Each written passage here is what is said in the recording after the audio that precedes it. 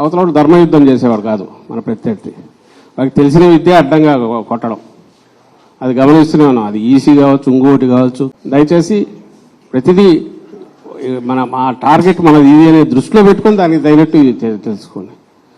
అవతల వాడు ఏదన్నా తను అనుకున్నట్టు అడ్డంగా చేయకుండా అడ్డం కొట్టడం నాకు కావాలి, ఏమేమి ఉన్నాయో రూల్ పొజిషన్ దాన్ని చూసుకోవడం. మనది ఒకటి వాడు చల్లనోటుగా ఇది చేసే పరిస్థితి రాకుండా అడ్డం పడాలి. ఏమేం చేయొచ్చో దానికి మనకు కావాలి.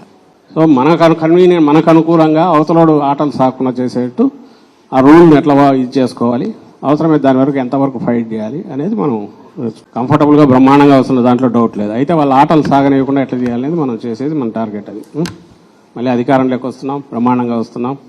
9న ప్రమాణ స్వీకారం ఉంటుంది, ఇందులో ఎలాంటి డౌట్ లేదు. అయితే దానికి ఏదో మనం వాళ్ళ ఆటలు సాగనించి వాళ్ళు పెట్టే సైకలాజికల్ వాటన్నిటి మనం తట్టుకొని మనం ఏదో ఇది కాకుండా ముందు ప్రియంటివ్ వాళ్ళను ఒక్క ఆట కూడా సాగనివ్వకుండా ఏం చేయాలనే ఉద్దేశంతో మోర్ అలర్ట్గా ఉంటున్నాం. అది దృష్టిలో పెట్టుకోండి చేసిన. Okay then, thank you.